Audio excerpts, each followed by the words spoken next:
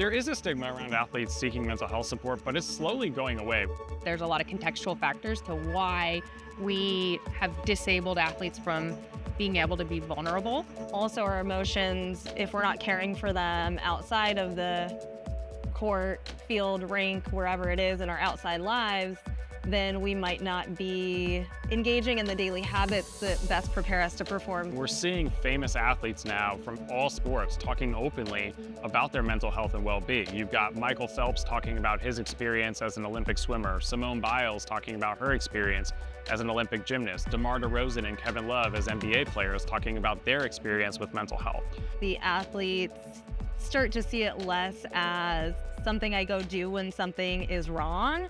And the more athletes come openly talk about the experiences that they're having, the more it's going to be accepted and acceptable for athletes to get support.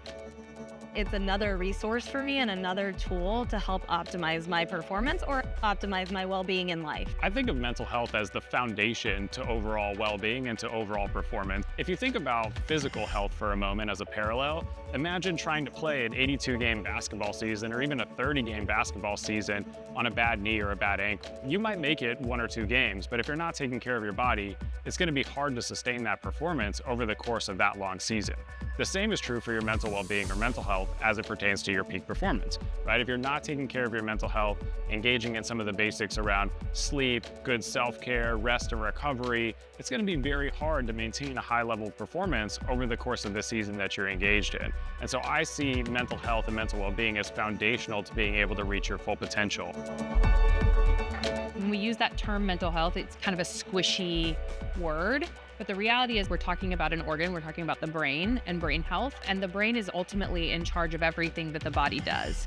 And for sport performers, their bodies are their instrument. And when people experience mental health conditions or their mental health just isn't optimized, that might be just poor sleep, or it could be mood states or anxiety, it has a profound impact on the way the brain actually functions, which then impacts everything that the brain is organizing and mobilizing for high performance. And so there are changes in the way that we perceive information, there are changes in the way that we relay that information to our bodies, and this all has a huge impact on how we are able to meet the moment in these high pressured situations that athletes are constantly put in.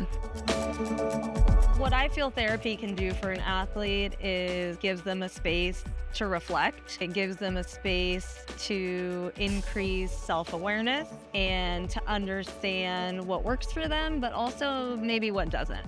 It can have a great positive influence if mental health is cared for and prioritized and optimized. And then I think on the flip side, if we ignore our mental health, performance ultimately will suffer.